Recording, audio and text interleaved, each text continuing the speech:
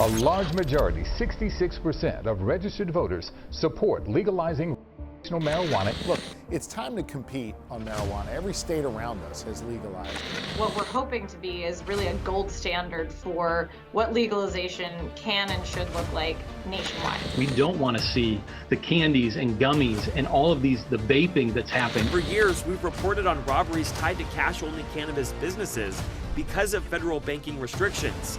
In December, we told you 4 armed robbers targeted a Southeast Portland dispensary, assaulting an employee and stealing thousands in cash.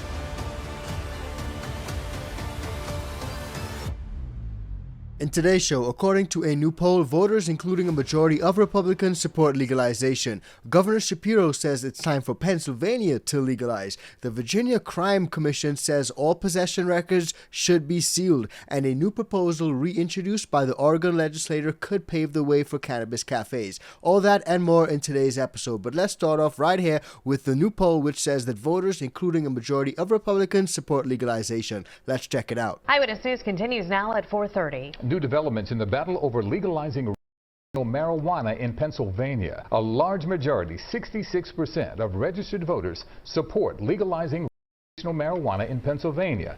That's according to a new CBS News Battleground Tracker poll. 34% do not support legalizing marijuana.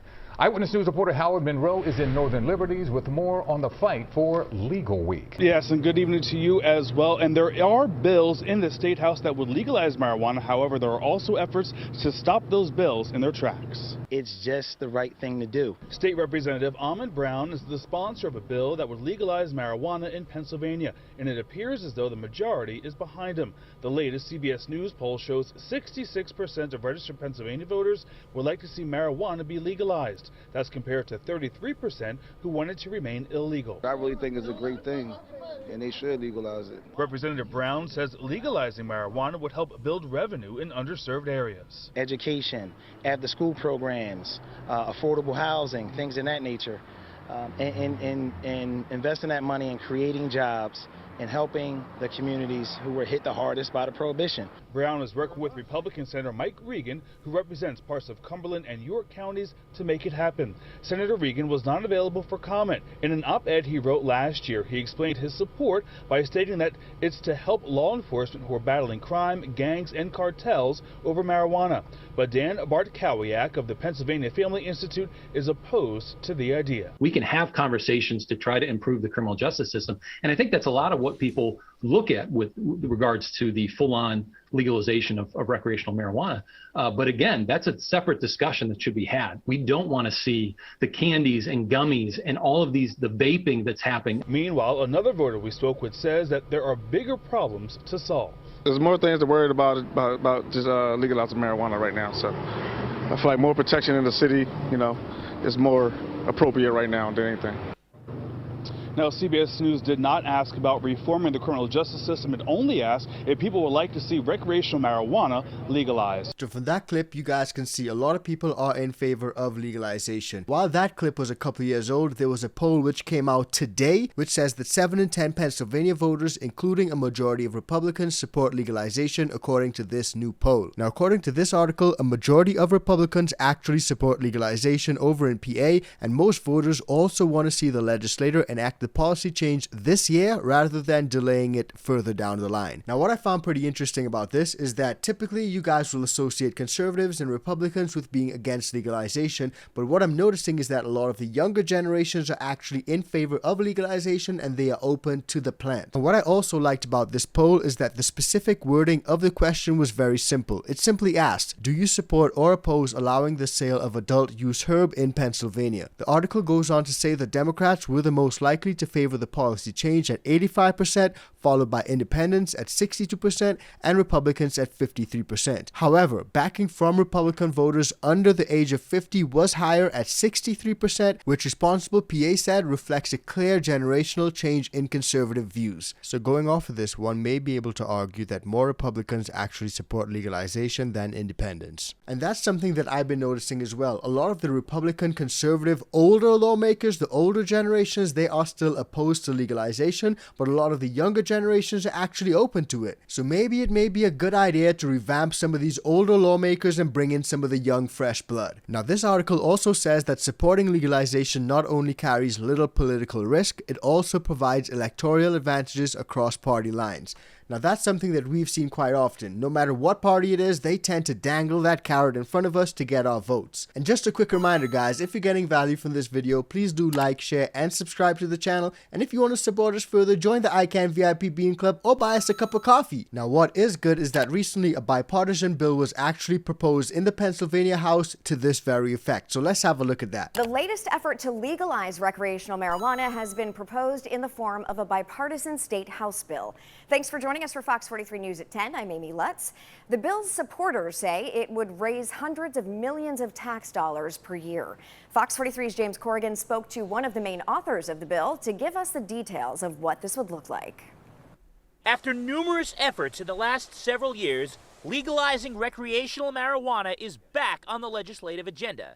And this time, the effort is bipartisan. What we're hoping to be is really a gold standard for what legalization can and should look like nationwide. State Representative Emily Kincaid is the co-author of the latest effort, HB 2500, with Republican Aaron Coffer of Luzerne County. The new bill would impose an 8% sales tax on cannabis products and a 5% excise tax on sellers, which Kincaid says would raise significant money for the Commonwealth. Conservatively, we're looking at $420 million a year. We constantly have been talking about for the last few years that Pennsylvania is going to run into, a fiscal cliff. This is a way to bring in revenue in order to address that. Where that money goes, however, is the biggest sticking point. The bill would distribute money to establish a cannabis business and regulation fund, along with law enforcement and treatment services. The impetus for legalizing now follows Ohio's legalization last year, meaning every state bordering Pennsylvania aside from West Virginia has legalized recreational marijuana. It's a real problem because we are losing revenue that we could be using to reinvest in the people in Pennsylvania, and instead that's going to invest in people in other states. This is a major economic driver. This is a major jobs driver, and this is something that is going to serve justice and help Pennsylvanians in a myriad of ways.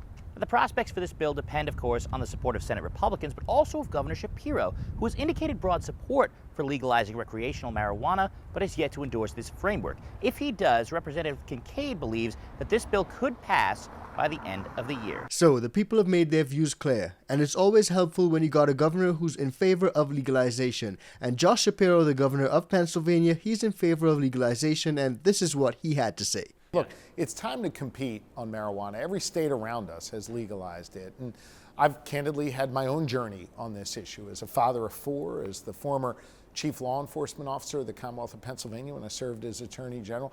I recognize that that issue requires some evolution for folks. The way I see it now is this is a matter of competition. We got to compete with other states. We also have to stop draining resources away from law enforcement, and we've got to make sure that we regulate this industry instead of letting the black market continue to run amok. So hearing Governor Shapiro's stance on this is really refreshing, but that's not always the case because there are always some people who are still willing to oppose it. So along with some changes to corporate taxes, Shapiro believes that taxing cannabis as well as skill games could help bring in more than $1 billion needed to help pay for increased costs for health care for the poor, as well as some increases to education funding that he wants to pass as part of the budget. But there is some skepticism about this plan. Will this be the year we see legalized recreational cannabis for adults in PA? I don't see any path whatsoever. Lancaster County State Senator Scott Martin says he's not convinced the votes are there to legalize marijuana. There's many states that have promised revenues that never materialize on the level that they said.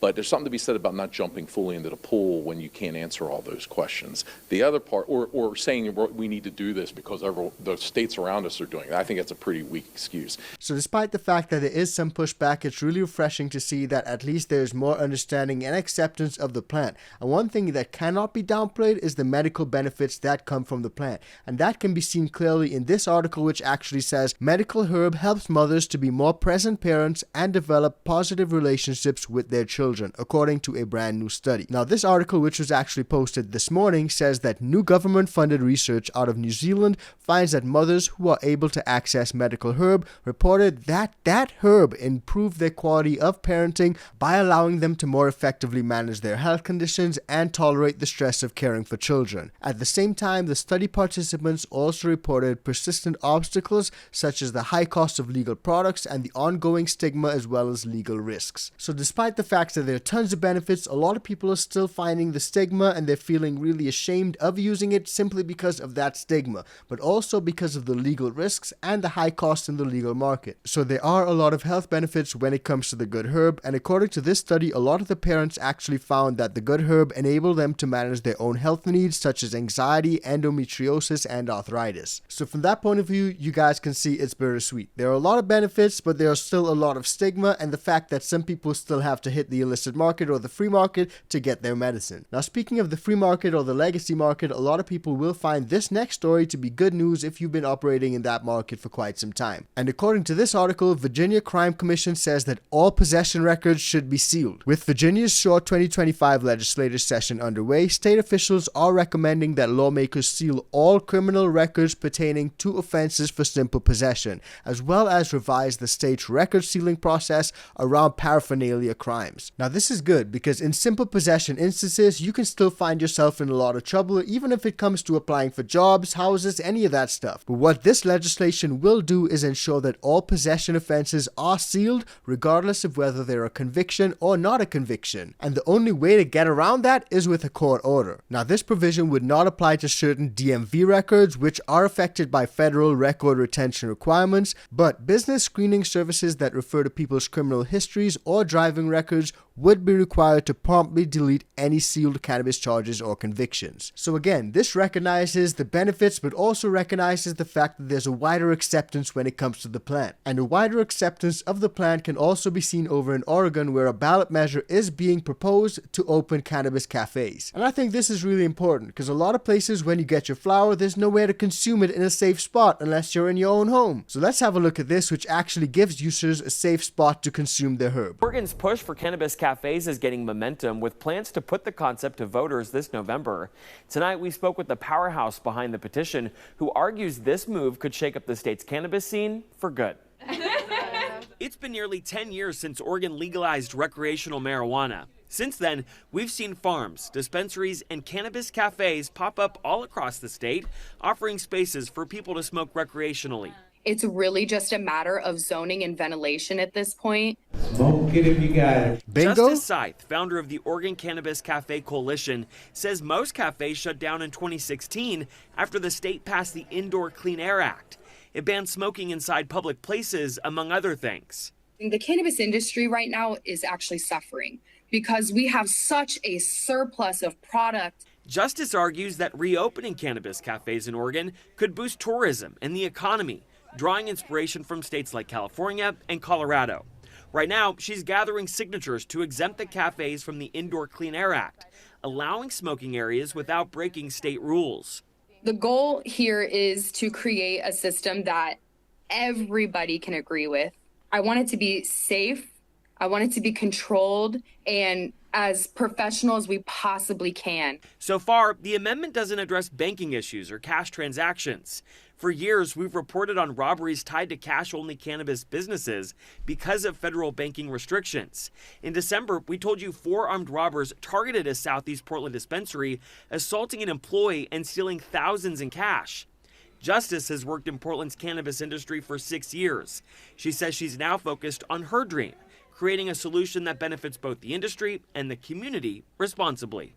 The last 6 years, I've always wanted to open a cannabis cafe, but wanted to have the experience, know the laws inside and out. To be clear here, this is far from a done deal. In total, Justice needs to gather 1,000 sponsorship signatures to begin the ballot title drafting process. If she does that, she can get her initiative in front of voters for the November 2026 ballot. So clearly it's a process, and small steps are better than no steps. Small steps that we're seeing in places like Pennsylvania, Oregon, these are really great things. But there are also still a lot of problems when it comes to things like banking and the fact that it operates on a cash-only basis, making you a sitting duck and a massive target for a lot of these criminal enterprises that literally come and rob your place of business. But let me know what you guys think about all this. Do you think that these are good moves, or do you think these are bad moves? I want to find out what you guys think and where you guys stand. And recently, we've been noticing a trend where a lot of Chinese investors are buying up US farmland with suitcases full of cash. So if you want to find out more about that, check that video out because it's coming up right now.